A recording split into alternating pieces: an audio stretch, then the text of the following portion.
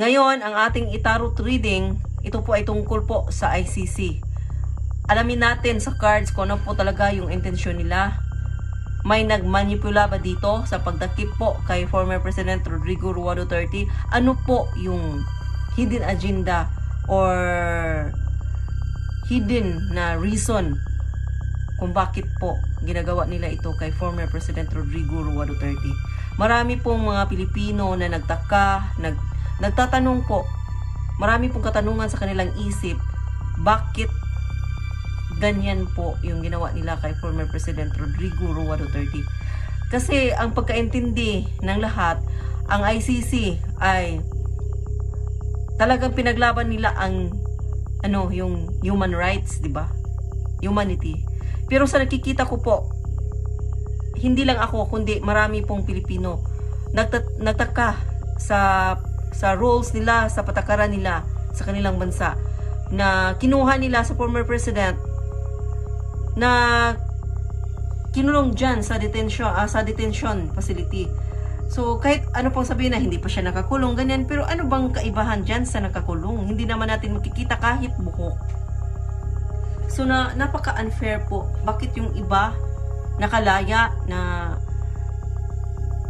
hindi nila magawa sa ibang bansa, ginawa nila sa ating former President Rodrigo Roa Duterte? Napaka-unfair po para sa akin. Napaka-unfair. At alam ko, hindi ako nag-iisa. So ngayon, ating aalamin kung ano po talaga ang katotohanan sa kanila. But before that, paki-like and share at paki-subscribe po sa aking channel na Young Sacred Space. At sa mga subscribers at followers ko na gustong magpa-personal reading, paki-check po ang description below. Nandiyan po ang aking WhatsApp number. Diyan nyo po ako kontakin. So ngayon, ating tingnan kung ano po yung ginagawa talaga ng ICC. Ano po ba talaga yung katotohanan? So yon. Nakita ko sa card na to na may proposals. So ibig sabihin, yung nangyayari sa former President Rodrigo Roa Duterte ay sabuatan yan. May nag-propose po sa ICC na maka-benefits po sila, at sila po ay nag-propose po sa ating bansa, sa ating administrasyon, kung sino man yung nakaupo ngayon. So, ibig sabihin sa card na to, na may sabwatan na nangyayari. Kaya nandyan ngayon sa Hague, sa ICC detention facility si former President Rodrigo Roa Duterte.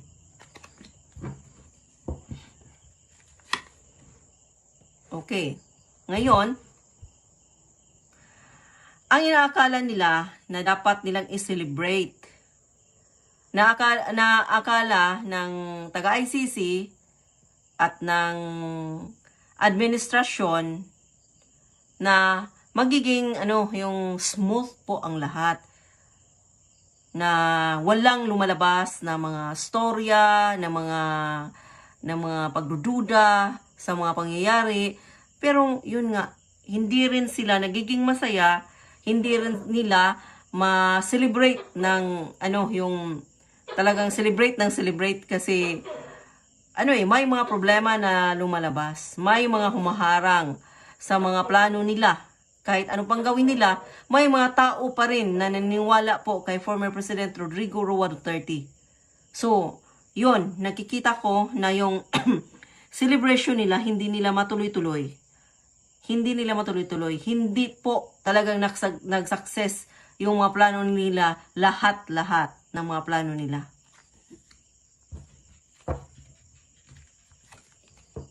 Okay. Ngayon, within 3 months, after 3 months, mawawala po yung balance po.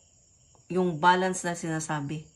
May lalabas na katotohanan na magiging dahilan po ng mawala po yung yung poise or dignidad po ng ICC dahil po sa pangyayaring ito, na may lalabas na isang sekreto, na may tao na magpapatotoo na talagang ang nangyayari po kay former President Rodrigo Roa Duterte, na ito ay isang sa buwatan. Sa buwatan po. So, may magsasabi kung ano po yung benefits ng ICC sa pagdakip po kay former President Rodrigo Roa Duterte at benefits po ng administrasyon. So, may taong lalabas na magsasabi ng katotohanan tungkol po sa ginagawa nila.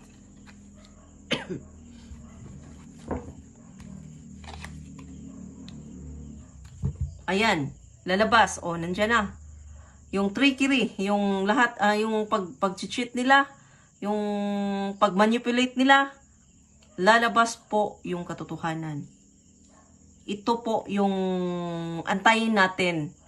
Kasi, hindi matapos ang taon to or first quarter po ng 2026 hanggang first quarter ng 2026, maaari po itong lalabas.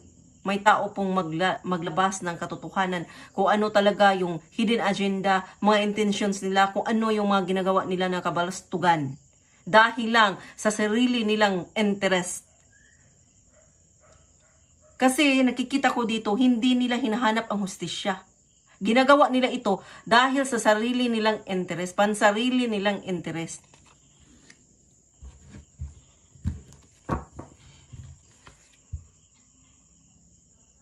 Ayan.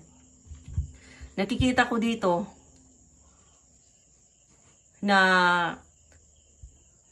gulong-gulo yung isip nila. Darating yung oras na sila ay mamahinga. Darating yung oras na sila ay mag-give up sa mga ginagawa nila. Dahil ang lahat ng ginagawa nila na kabalastugan ay babalik sa kanila. Babalik sa kanila. Ang nakikita ko dito, may isang tao na maglabas po ng katotohanan kung ano po yung transaksyon ng ICC at ng administrasyon. Detalyado po yan. Antayin natin yan, mga Pilipino. So, ito. May nakikita akong new beginnings. So, ang card na to ay, ang range niya ay hanggang 12 months. So, ang pinakamaaga na mag-bind ito sa physical world po ng mga taong involved dito ay pinakamaaga po ang 4 weeks to 3 months. So, yung inaantay natin na new beginning, yun ang ipagdasal natin na maaga po siyang mangyari.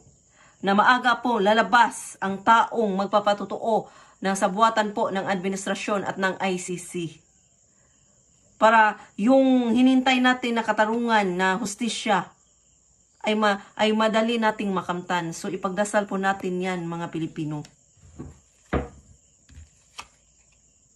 So ito, yung opportunities, yung mga opportunities nila, na marami na parang sa ngayon kasi nasa kanila yung nasa kanila yung power, yung lahat ng pwede nilang gawin magawa nila. Pero matatapos yan, Antayin natin, mga Pilipino. Itong reading ko na to, may nakita akong pagbabago, new beginning po sa ating lahat. Naway ito'y mangyari ito ng madalian. Kasi po, alam ko na yamot na po yung mga tao. Ito yung nakapagbigay ng depression po, majority po ng Pilipino. Dahil sa pangyayari po kay former President Rodrigo Roa Duterte. So ang tinatanong po ng karamihan, ay may sabuatan ba ang ICC talaga at administrasyon? So yan, nag-reverse po siya. So ibig sabihin, mayroon talaga. Mayroong sabuatan na nangyayari po.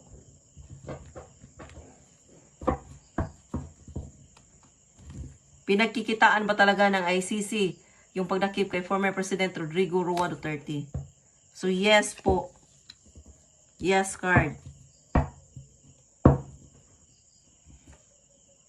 So, may malaking tao ba or bansa na kasabwat po sa nangyayari po kay former President Rodrigo Roa Duterte.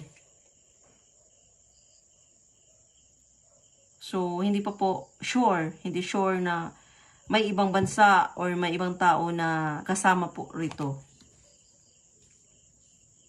So, 50-50 po. Sino ba ang manaig?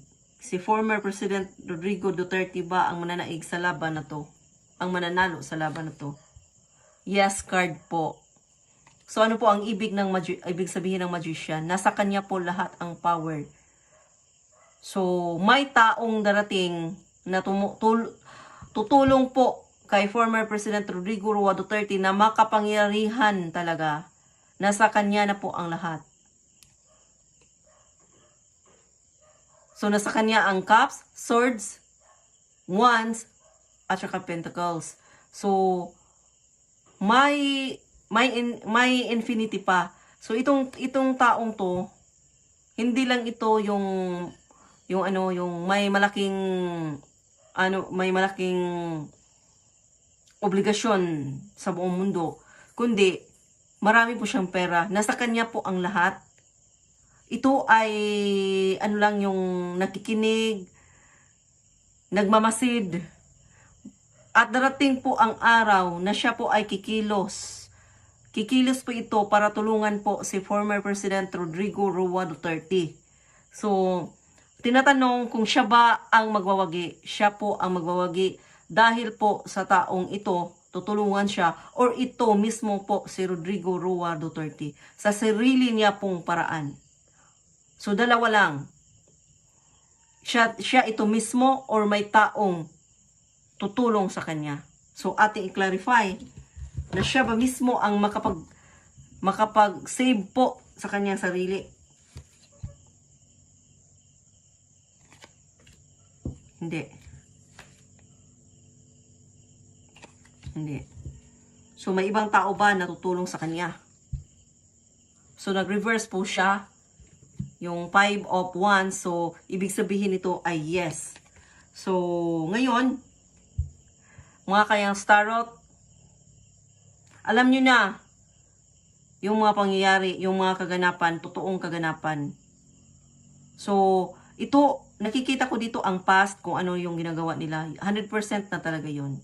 Yung mga incoming influences dito na pwedeng mangyari sa ating former President Rodrigo Roa Duterte o sa ICC, may 75% po na pwede siyang mangyari. So yun po, yung mga maganda po na favorable po sa gusto nating mangyari, yun po ang ipagdasal natin na mangyari po siya ng madalian.